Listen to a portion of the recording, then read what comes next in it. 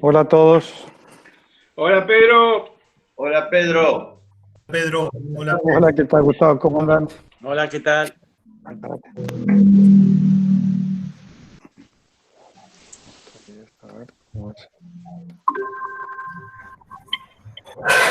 En unos minutitos largamos, Gustavo, ¿le parece bien?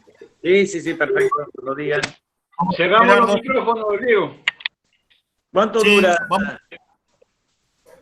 Lo que usted decida, Gustavo. No Bueno. tiene tiempo, no tiene límite. Cuando vea que empiezan a pagar porque se aburren, cortamos.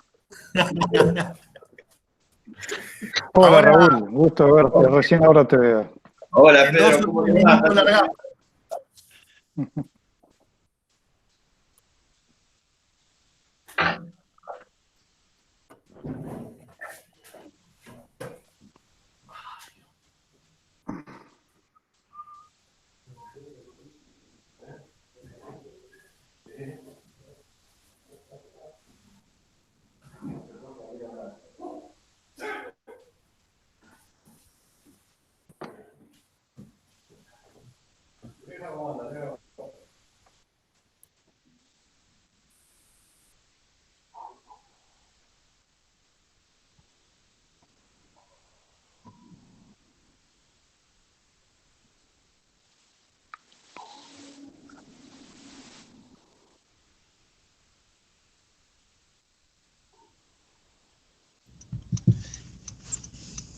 Buenas noches a todos desde la ciudad de Santa Fe, los saludos, Raúl Rodríguez, represento al CENI y quiero mandarle un fuerte abrazo a todos los camaradas, en especial a Breyo Bey, y bueno, estamos acá para servir, por Dios y por la patria.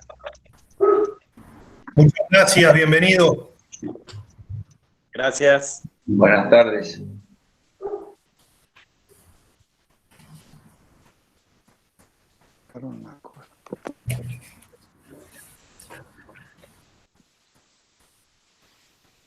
Bueno, Gustavo, creo que estamos en tiempo de ir largando. ¿Le parece bien? Sí, perfecto. Bueno, vamos a hacer una introducción como siempre y después le doy paso para que usted continúe. Adelante. Les pido a todos que silencien los micrófonos. Antes que nada, bueno, buenas noches. Una vez más, por gracia de Dios, nos encontramos en este espacio. Agradecemos la participación y el respeto de todos ustedes. Les comento que todas las conferencias anteriores están disponibles en YouTube. Las podrán encontrar como Conferencias por Dios y por la Patria. Hoy vamos a desarrollar de mano del querido amigo en Cristo y camarada don Gustavo Breido Bey el tema la experiencia movimentista y partidocrática del carapintadismo. Antes de darle paso al conferencista, los invito a todos a que, como lo hacemos antes de cada conferencia, recemos una oración. Nos ponemos en presencia de Dios, en el nombre del Padre, del Hijo, del Espíritu Santo. Amén. Ofrecemos nuestras intenciones y agradecimientos. Hoy vamos a hacer la oración a San Miguel. San Miguel Arcángel, defiéndenos en la lucha. Sé nuestro amparo contra la perversidad y acechanza del demonio. Y tú, oh príncipe de la milicia celestial, con el poder que Dios te ha conferido, arroja al infierno a Satanás y a los demás espíritus malignos que vengan por el mundo para la perdición de las almas. En el nombre del Padre, del Hijo, del Espíritu Santo. Amén. Le doy paso, Gustavo. Adelante. Bueno, buenas tardes a todos, muchos amigos y conocidos. Y bueno, hoy la charla está referida a las experiencias que hemos tenido, tanto con el movimiento como con el partido. Por lo tanto, comenzaría contando cómo surge el movimiento. En el año 1992, encontrándonos en el penal de Magdalena junto al coronel Zeneldín y los jefes y suboficiales que participaron el 3 de diciembre, teníamos visitas. Y esas visitas eran muy limitadas, porque solamente teníamos 2 visitas por cada uno de nosotros. Se había restringido mucho el reglamento interno del penal. pero gracias a la acción de los suboficiales que nos cedían los lugares de su visita, el coronel Zeineldin empezó, y muchos de nosotros, a recibir visitas cada vez más importantes de todos los lugares del país. Y entonces un día el coronel me dice: Gustavo, esto habría que organizarlo, hay mucha gente que quiere trabajar, hay mucho espíritu, hay muchos deseos de pelear por nuestra patria, y tenemos que darle una forma. Y bueno, así fue como surgió el inicio del movimiento por la identidad nacional e integración iberoamericana. Empezamos a recibir gente y organizarnos en todo el país. La organización que hicimos se desarrolló en todas las provincias y le dimos un formato al movimiento por la identidad nacional, donde tenía un jefe indiscutido, que era el coronel Zeineldin, después un secretario general que me desempeñaba yo, un consejo donde estaban los oficiales y los coroneles que acompañaban al coronel Zeineldin, y a su vez el movimiento tenía varios brazos, uno que era casi independiente, que era el sector militar, que formó un equipo de trabajo, hizo en el transcurso de esos años, desarrolló un montón de temas, como el libro del nuevo orden mundial, la indefensión de la Argentina y muchos otros. Ese grupo lo formaban el mayor Abete, el mayor Mone Ruiz, el mayor Romero Mundani y el mayor Mercado. Y yo quedé con la parte de organización política del movimiento, que a su vez también tenía diferentes ramas, fundamentalmente dos maniobras. La maniobra nacional, que era una maniobra de desarrollo territorial, y la maniobra internacional, que la encabezaba desde el exterior, desde el exilio, Patricio Videla Balaguer. Esa maniobra contemplaba una maniobra que se habló la semana pasada, que era la del brigadier Barrios en Croacia, y una muy amplia, muy importante, que se desarrolló en todo el continente sudamericano y que tenía ramificaciones también en algunos países europeos. ¿Cómo se organizó el movimiento? Bueno, esto se hizo gracias, vuelvo a decir, a la buena voluntad de los oficiales que se dieron los lugares de visita durante muchos años y muchos meses, y al trabajo incansable de muchos militantes civiles y militares que se encontraban en todo el país. Entonces, la idea de organización nos llevó a crear una especie de Senado, que era el Consejo Federal, que estaba representado por dos hombres caracterizados de las diferentes provincias, dos hombres respetados, que estaban más allá quizás del bien y del mal, y que venían a ser nuestros senadores. Ese Consejo Federal lo encabezaba don Camilo Mata, fallecido, un gran hombre riojano, que se tomó el trabajo, se venía de La Rioja y participaba en todas las reuniones y dio lugar a la creación de ese Consejo Federal con los representantes de las provincias. Y por otro lado, el Consejo Ejecutivo, que estaba conformado por lo que nosotros llamamos los CERIEN, Centros de Reafirmación de la Identidad Nacional. Para que tengan una idea, es algo similar a lo que tienen los peronistas con las unidades básicas y los radicales con los comités. Estos estaban en todas las ciudades del país, y a veces más de uno. Muchas veces uno por barrio. Centro de Reafirmación de la Identidad Nacional. Su primer presidente, esto dio lugar, estos centros elegían a su presidente provincial, y los presidentes provinciales elegían al presidente del Consejo Nacional. Ese cargo lo ostentó durante bastante tiempo el doctor Roberto Pey, un hombre de Tandil, un abogado muy dedicado, muy sacrificado, que también junto con Camilo Mata participaban en el penal, casi todos los fines de semana se venían en el trabajo de organización. También se sumó un grupo de amigos que a través de la Fundación Suma empezaron a dar los primeros pasos para permitir esta organización. Y así fueron apareciendo entonces los consejos en todas las provincias, consejos federales y consejos provinciales.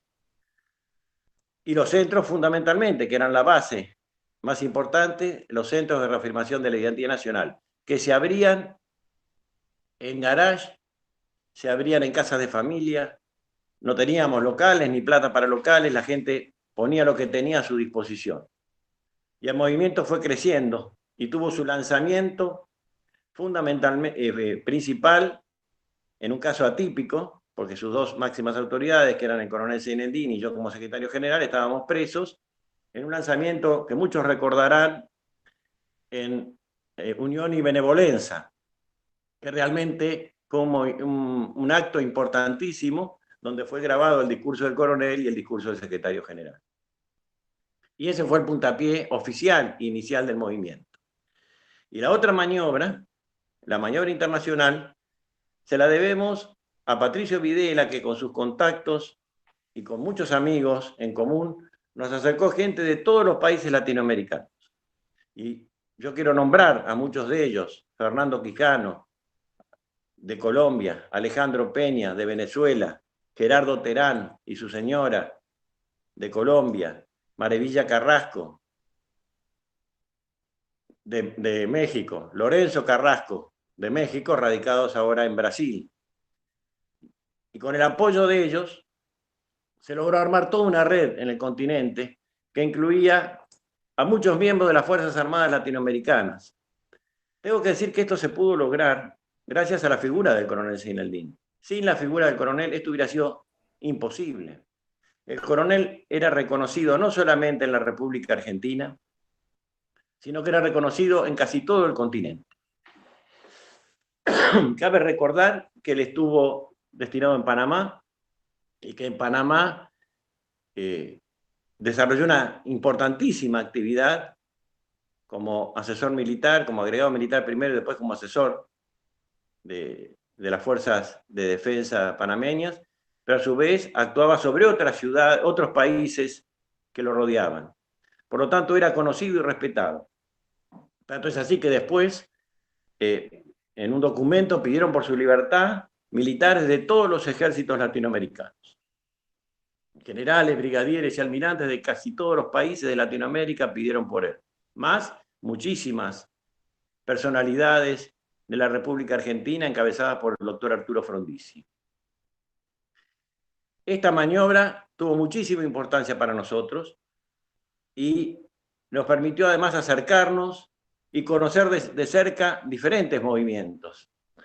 Se participó en los congresos anfitriónicos de Panamá, fueron 2 delegados de la República Argentina, personas de mucho nivel, para poder analizar y ver qué era realmente lo que se trataba el fenómeno del chavismo, tanto que hubo una reunión con el hermano de Hugo Chávez. Todavía Chávez no había asumido una actitud de izquierda, ni se había acercado a Causa, que es el Partido Comunista Venezolano. Pero no obstante permitió percibir con antelación lo que podía estar pasando. El movimiento siguió avanzando. Después aparecieron presidentes en las provincias de mucho peso que dieron el impulso, como el profesor Raúl Vergara, que hoy acá está presente, como Soria de Formosa, fallecido, su oficial mayor, como Arévalo en el Chaco, como Becchini en Corrientes, como Torrici en Santa Fe y en Rosario, Sánchez también en Rosario. En Mendoza, el ingeniero Botazo y la señora Delicia Giaquino, la madre de nuestro héroe de Malvinas. Y así en cada una de las ciudades, en Capital Federal, Luis Somoza, Alejandro Recio, Fernando Esteva y tantos otros que colaboraron primero en el movimiento y después en el partido. Transcurrieron los años, se acercaba el año 1997 y el movimiento había crecido, pero no podía lograr una participación importante porque por un lado los medios lo ocultaban y por otro lado los jefes estaban presos, fundamentalmente el coronel, pero además faltaba un instrumento de participación.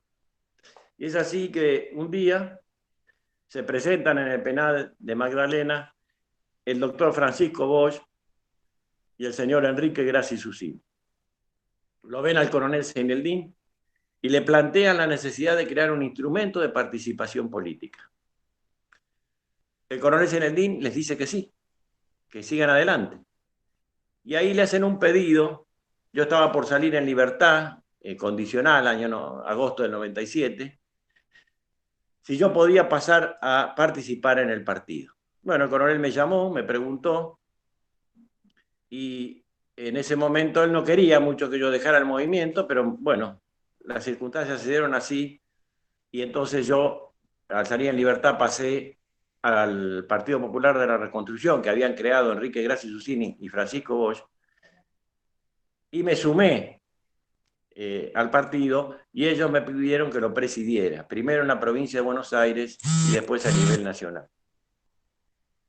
Y en mi lugar, como secretario general, quedó Adrián Romero Mundani, el mayor Romero Mundani, que realmente siempre colaboró conmigo en la organización del movimiento, en la parte política, aunque siempre con un perfil bajo, porque a Adrián no le gusta mucho aparecer en estos temas. Pero realmente fue una gran colaboración, porque nosotros desde el penal sacábamos un periódico que se llamaba Los Nacionales, que llegamos a tirar unos cuantos números, y tenía una tirada de 10.000 ejemplares. También se hacían escritos, la revista Movimiento por la Identidad Nacional. Bueno, tanto Pedro Mercado como Adrián colaboraron mucho conmigo en esto. Mientras tanto, el equipo militar preparaba documentos importantísimos que hacían a la defensa nacional y a la denuncia. En esta organización del movimiento participaron en todo el país oficiales, muchos suboficiales y muchísimos civiles, la mayoría civiles. Gente que venía de diferentes extracciones, pero todas de pensamiento nacional. Nos unía la unidad en la diversidad, porque nosotros no preguntábamos quién venía del peronismo, del radicalismo, sino que preguntábamos si adherían a los principios del movimiento. Y eso nos alcanzaba y bastaba, porque en todas las estructuras políticas hay gente que ama la patria, que entiende la patria y que lucha por la patria.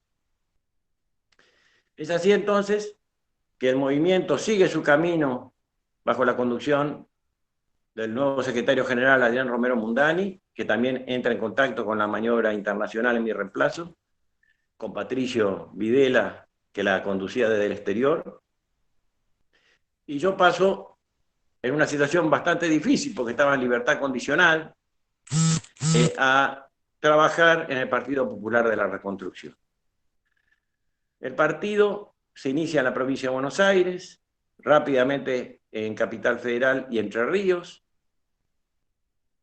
De ahí pasa a Santa Fe y Mendoza, y logramos con 5 provincias rápidamente el Partido Nacional. El doctor Francisco Bosch y Enrique Grassi Susini, en un acto de grandeza poco común, me piden que yo asuma como presidente nacional del partido, cuando en realidad cualquiera de los dos tenía sobrados méritos para hacerlo. Continuamos con un trabajo delicado. Ya no se llamaban CERIEN, Centros de Reafirmación de la Identidad Nacional, sino que creamos la figura de CUN, Centro de Unidad Nacional. Esa era nuestra unidad básica, nuestro comité. Y empezaron a abrirse en todos los barrios, en muchas provincias. Llegamos a tener personería en 11 provincias en 6 meses.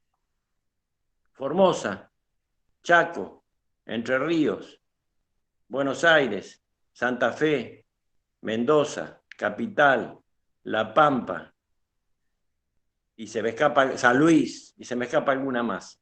Y no abrimos en todas las provincias en tan poco tiempo porque no teníamos recursos y no nos daba el físico, porque nosotros viajábamos todos, los presidentes de las provincias, para las reuniones del orden nacional, o en el caso mío, recorriendo las provincias, viajábamos como podíamos, en colectivo, nos alojábamos en casas de familia,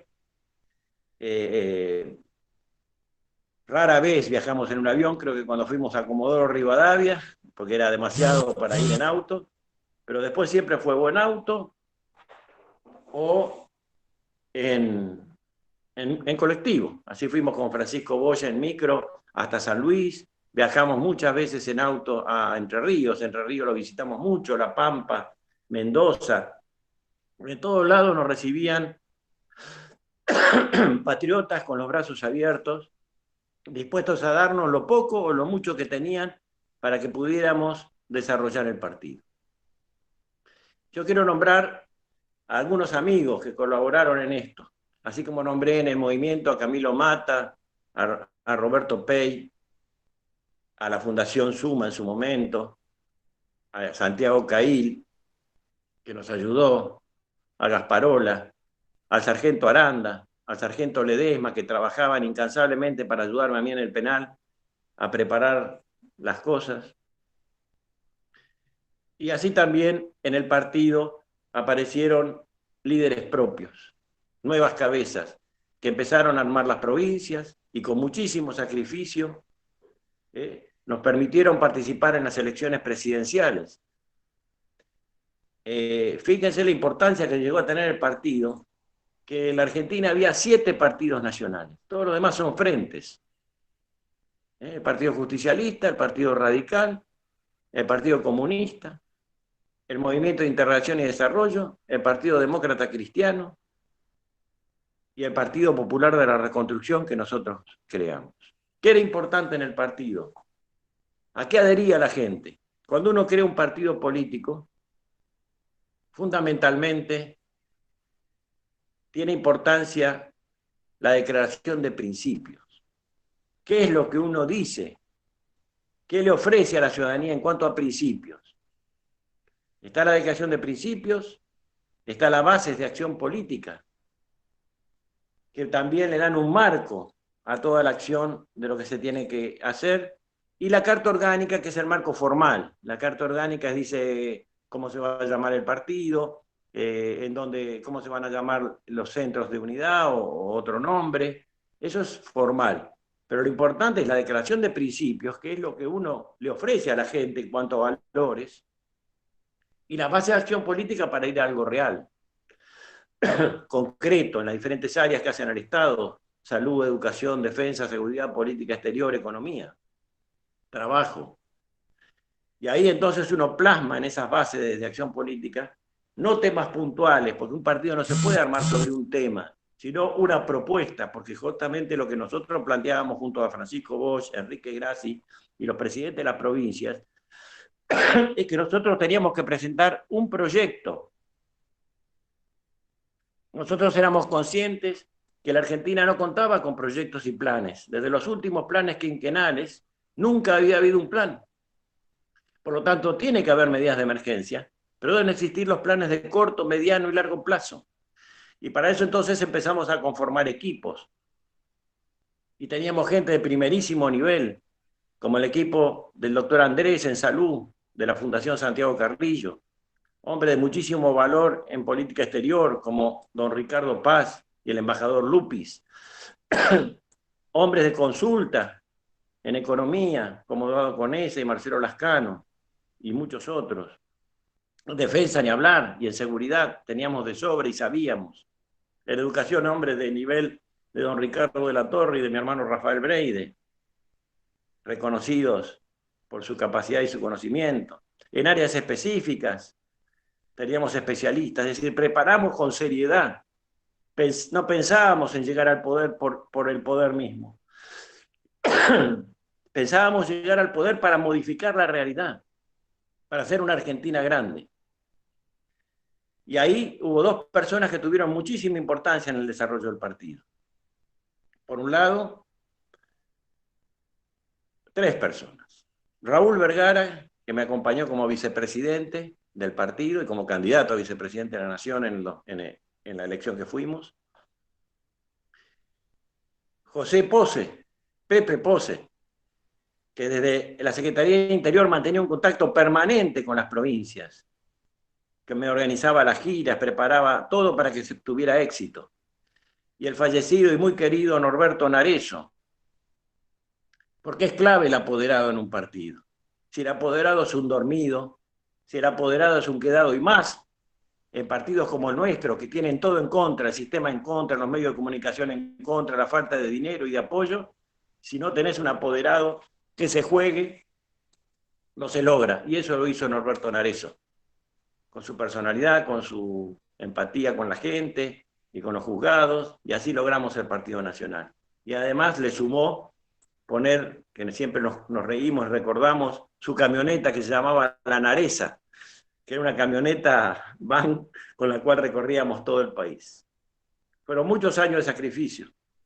El partido se mantuvo no nacional, porque al final ya no tenía personalidad nacional, durante 14 años. Esto se pudo lograr gracias a los presidentes de las provincias y a los miembros. En Entre Ríos se llegó a ser segundo en la ciudad de Paraná y muy bien posicionado a nivel provincial, con un trabajo muy grande. En la ciudad de Paraná, en ciudades como Concordia, Villaguay, Concepción del Uruguay, Rosario del Tala, los oficiales en todas estas localidades colaboraron con el presidente de la provincia, Raúl Vergara, para tratar de darle un marco a la provincia. Lo mismo se logró en Formosa con el comisario Aguilera.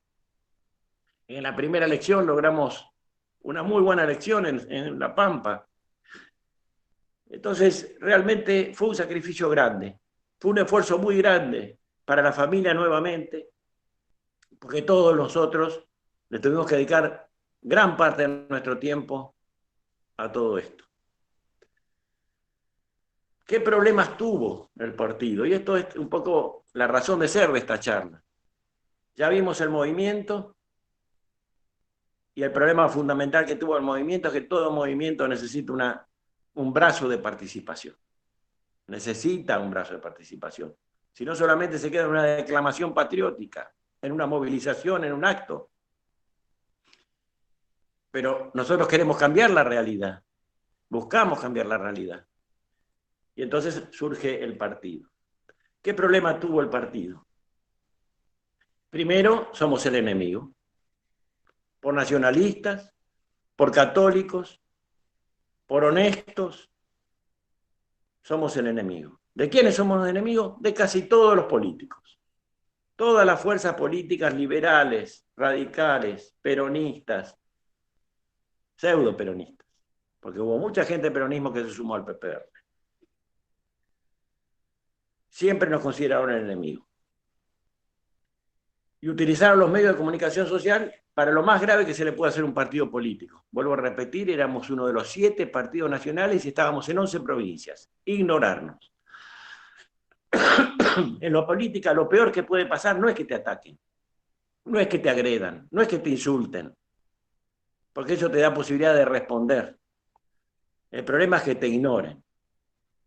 Tanto es así que el Grupo Clarín, en la elección presidencial del 2007, eran 14 candidatos a presidente y el día de la elección puso 13. Ni siquiera nos puso en el diario como candidato a presidente de la Nación, con nuestra plataforma, nuestra declaración de principio y nuestra base de acción política. ¿Qué otras cosas sucedió? Y esto lo quiero dejar aclarado para el futuro, para los que están trabajando. Hay gente que nunca va a construir, cercana, muchas veces que decimos del palo o del pensamiento, pero sí se dedican permanentemente a dividir y destruir. O lideran ellos todo, o todo lo demás, cualquier cosa que otro haga es una porquería, no sirve y hay que destruirlo. Y nos ha pasado. En el momento que nosotros surgimos aparecieron otros partidos de gente muy buena, pero ninguno era partido nacional. Eran partidos de distrito, partidos municipales. Y esto lo digo para lo que está pasando ahora. Tienen que sumarse, unirse al partido que más fuerza tenga, sin renunciar a sus principios, sin renunciar a su declaración de principios. Yo tuve un ejemplo de grandeza única, que es el teniente coronel Emilio Nani. El teniente coronel Emilio Nani era presidente del partido Morera, un héroe de Malvinas, un héroe de la tablada, herido en combate, presidía un partido, y en un momento nos juntamos y me dijo: Gustavo, yo te voy a acompañar a vos. Y participó en las listas del Partido Popular de la Reconstrucción. Eso es grandeza. En cambio otros, por afán de protagonismo y no teniendo ninguna posibilidad y pudiendo crear un partido nacional fuerte, porque se podían hacer cargo de diferentes provincias, nadie les negaba la participación o su liderazgo, prefirieron ir solos. Por lo tanto, se diluyó. Por lo tanto, la propuesta es unidad en la diversidad. Todos somos diferentes, todos tenemos alguna característica diferente. ¿Qué nos une? El amor a Dios y el amor a la patria. Por eso es fundamental la declaración de principios, porque unidad en la diversidad no quiere decir juntarme con cualquiera. Ahí andan unos personajes siniestros, hablando de que son del campo nacional, llamando al movimiento nacionalista, cuando han andado picoteando por todos lados. Eso no permite una unidad. La unidad tiene que ser sobre la base de una declaración de principios comunes, 10 puntos que nos unan, y todos sabemos cuáles son esos puntos que nos tienen que unir. Después hay matices que nos pueden diferenciar, pero hay puntos que nos pueden unir. Una educación perfectiva, que formen valores, una salud al alcance de todos, unas Fuerzas Armadas al servicio de la patria, como fue en la época de nuestros próceres, al servicio de un proyecto nacional y no al servicio de gobiernos de turno. Un ministerio de trabajo que dé trabajo y no que dé dádivas. Una recuperación de la familia, de la idea de matrimonio, de la dignidad de la familia, la defensa de la vida del momento mismo de la concepción, todo lo que están destruyendo esta contracultura, recuperar nuestra historia y nuestra tradición hispana, que también la quieren destruir. Entonces hay puntos que tenemos que fijar o que se pueden fijar entre todos los que están queriendo participar y decir, señores, estos puntos son inamovibles. Y entonces se puede hacer un gran movimiento nacional, con un gran partido de participación política. Si no, todo termina en personalismos o en falsos personajes incentivados por el poder para robar las banderas al verdadero campo nacional. Por lo tanto, hay mucho para hacer. Por supuesto que también afecta a un partido político la falta de fondos, porque hay que recorrer, porque hay que tener fiscales, porque hay que darle, no digo plata a los fiscales, pero una vianda si van a estar, porque en la provincia de Buenos Aires se necesitan 35.000 fiscales, y en todo el resto de las provincias se imaginan, que solamente eso lo lograban algunos partidos, y todos sabemos, los que participamos, que si uno no tiene fiscales de mesa, difícilmente pueda recontar y no le hagan trampa los partidos mayoritarios. Hoy hay otras ventajas, hay que aprovecharlas. Nosotros no tuvimos una serie de desventajas. Dependíamos de recursos porque no había medios de comunicación como hay ahora, ni elementos de internet. Hoy está el tweet, está el WhatsApp, están los Zoom, está el Facebook. Todo eso que permite hacer una campaña política con pocos recursos. Nosotros teníamos que salir a pegar afiches, que al otro día eran tapados y que nos costaban una fortuna, o repartir volantes en mano, casa por casa. Salir en cientos de medios pequeños, municipales o barriales, que podían haber sido reemplazados por un solo medio grande. No tuvimos la posibilidad que hay ahora del debate político entre los candidatos. Eso hubiera sido una oportunidad muy importante para el PPR, porque hubiéramos podido fijar la posición de nuestros principios. Y yo les aseguro que en la Argentina hay muchísima gente que comparte estos principios que nosotros tenemos, pero los tiene que conocer. ¿Cómo los conoce si la prensa no los difunde? Bueno, en un debate presidencial se pueden decir. No circunscribirse a un tema solo. Decir lo que uno quiere hacer para la patria, lo que quiere hacer para la nación, para el pueblo argentino. ¿Cuáles son los programas, los planes de corto, mediano y largo plazo? ¿Cuál es el proyecto nacional para sacar la Argentina adelante?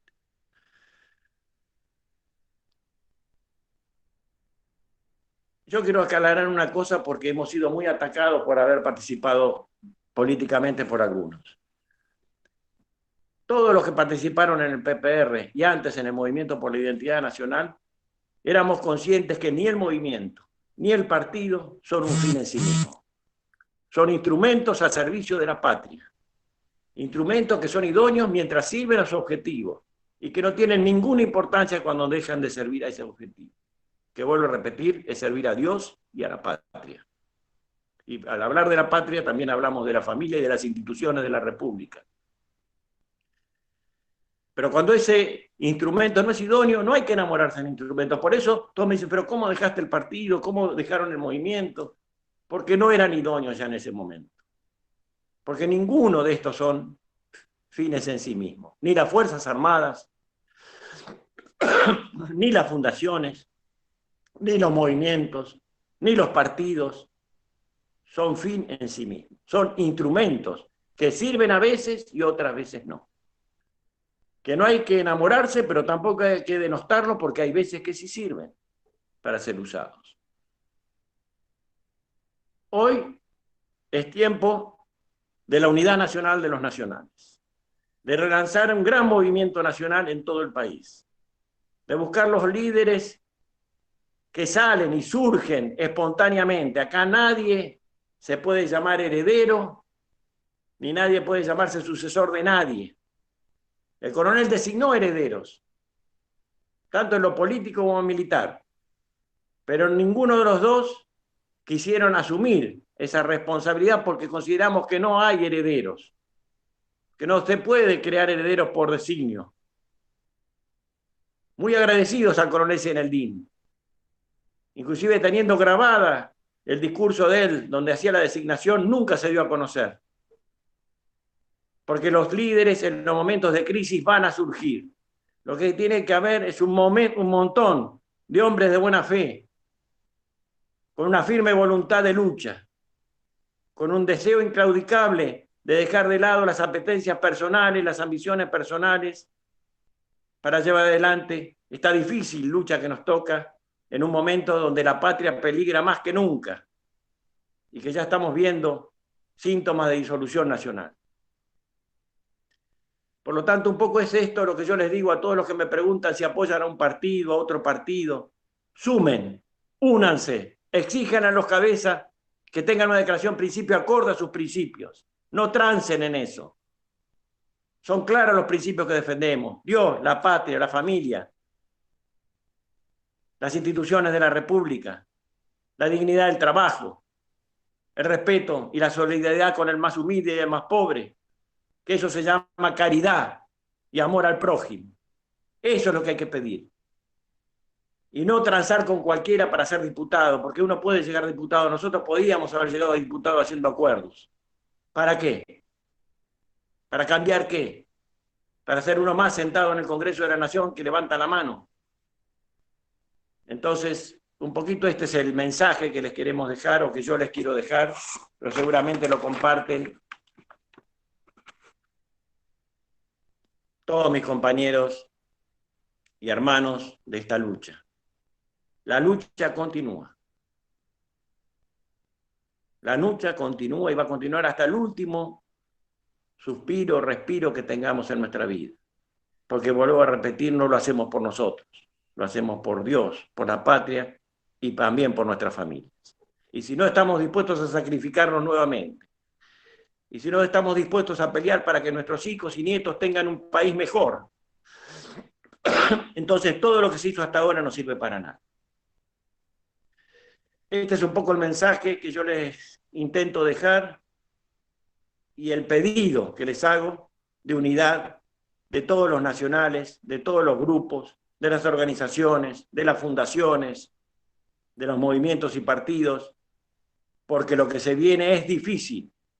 Es una lucha que nos va a encontrar a todos y nos tienen que encontrar unidos y con una misma concepción y un mismo deseo de vencer. Muchas gracias. Impecable, Gustavo. Muchas gracias. Les pido a todos que liberemos los micrófonos para brindarle un aplauso al camarada por su testimonio, por su espacio. ¡Viva Cristo Rey! ¡Viva la patria! ¡Viva! ¡Viva! Dios y patria siempre. ¡Y un paso atrás!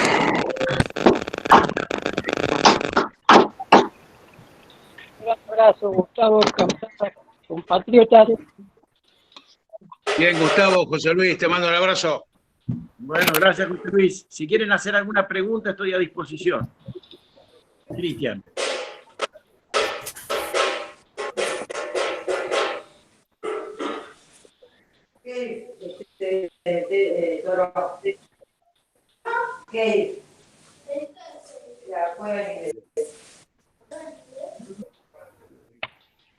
Leo, Sí, acá estoy, Hugo. no, para que veas el tema de las preguntas para Gustavo, que Sí, si alguien tiene Una pregunta, no sé si quieren escribirla o si quieren preguntar directamente.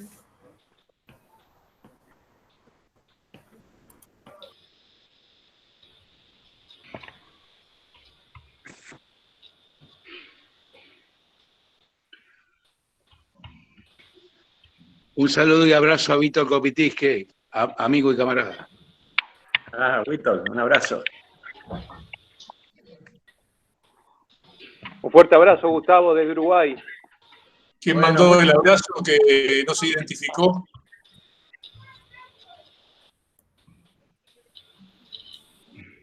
José Luis de Nápoli, Víctor, te mando un abrazo. Gracias, José Luis. Tanto tiempo. Víctor, un abrazo. Gracias, Gustavo. Muy buenas Un tus abrazo. palabras. Realmente Un abrazo. importantes en este momento para volver a reunir, aunque sea la vieja camada, y promover estos principios que has enunciado, vos que has renovado hoy para todos nosotros. Me siento convocado y a disposición. Sí, ya sabía. Bueno, muchas gracias, José Luis. Un abrazo Gustavo, desde Portugal. Gustavo, ¿me permitís contar algo que no contaste, pero que es un detalle interesante y anecdótico? Adelante, adelante. Gustavo contó cómo se hizo la convocatoria cuando estábamos en el penal de Magdalena, pero no contó cómo hicimos para entrar, porque es pintoresco esto. Sí. Para hacer entrar, no sé, entraron como 60 personas o más, no me acuerdo cuánto era, pero era muchísimo. El Muchísimo. Consejo Penal completo fue. 2 por Bueno, provincia. muchísima cantidad de gente, y la gente venía y entraba al penal. Por eso anotábamos de a 2 en las listas de visita de cada uno de los oficiales, que teníamos como, no sé, teníamos como 400 presos en ese momento. Y entonces en un salón grande, Gustavo y el coronel reunieron a toda la gente, y claro, el director del penal empezó a sospechar de tanto movimiento que había, de tanta gente que había ingresado ese día y demás. Y se corrió la bola de que era el día del cumpleaños del coronel. La cuestión es que Gustavo y el coronel estaban explicando las bases para la organización del movimiento y demás, estaban metidos en ese tema, y justo el director del penal abre la puerta. Cuando abre la puerta, todos se colocaron de pie y empezaron a cantarle el cumpleaños feliz al coronel. Así que fue algo, quedó ahí el director del penal, quedó en medio sorprendido, no entendía muy bien la cosa, pero bueno, así se hizo la convocatoria para el movimiento. Fue realmente un día muy pintoresco. Perdón por la interrupción, pero me parecía que valía la pena el comentario. Le voy a completar la anécdota de Hugo. Llamó la atención en un momento al director del penal que había entrado tanta gente, y había podido entrar porque los oficiales habían donado sus 2 lugares, así que estaba lleno el salón, y estaba el coronel, y entró el director y dice, ¿qué pasa acá? Y el coronel le dice, es mi cumpleaños, me vinieron a saludar. No era el cumpleaños del coronel, pero el tipo agarró, cerró la puerta y se fue. Y ese día quedó constituido el Consejo Federal del Movimiento, en el penal de Magdalena. Es una linda anécdota. Una linda anécdota, ya lo creo. Me gustaría hacer un aporte de Uruguay. Sí. a Gustavo. Sí, adelante. Acá en Uruguay tuvimos, como bien saben, el año pasado la figura de general Guido Manini Ríos.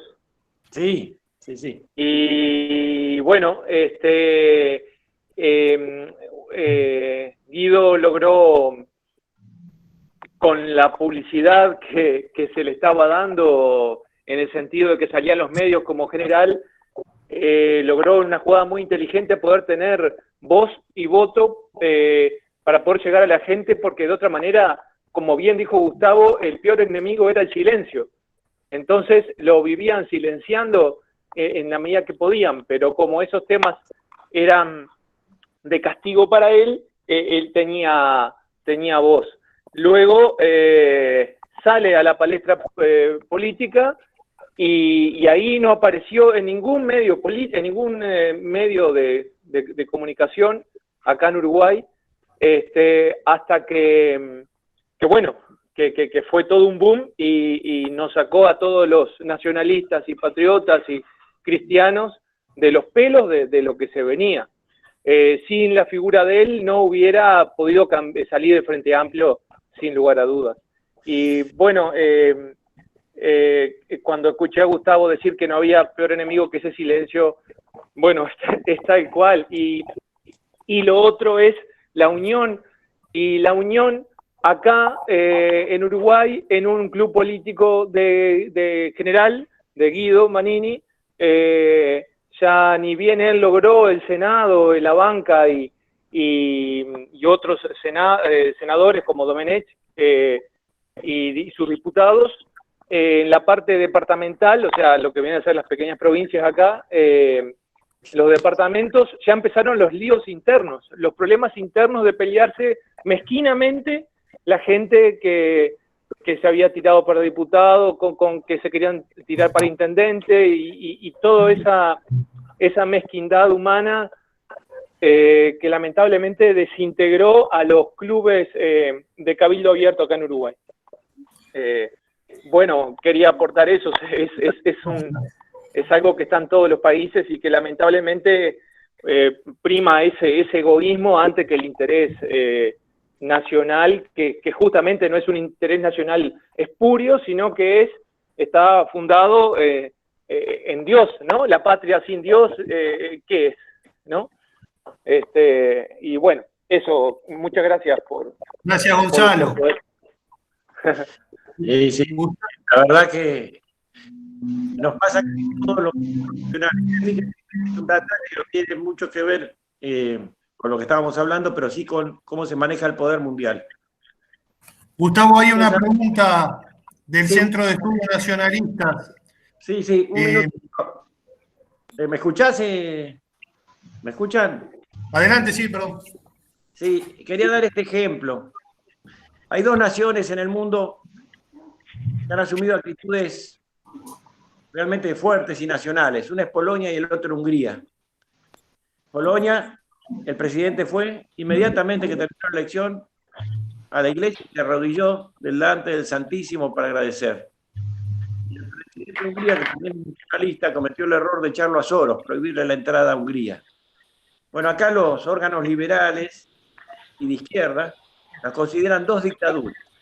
Eso para que vean qué pasa con los gobiernos nacionalistas cuando llegan. Son inmediatamente marginados a nivel mundial también, ¿no? No es solamente llegar por el ataque. Adelante con la pregunta. Pregunta del Centro de Estudios Nacionalista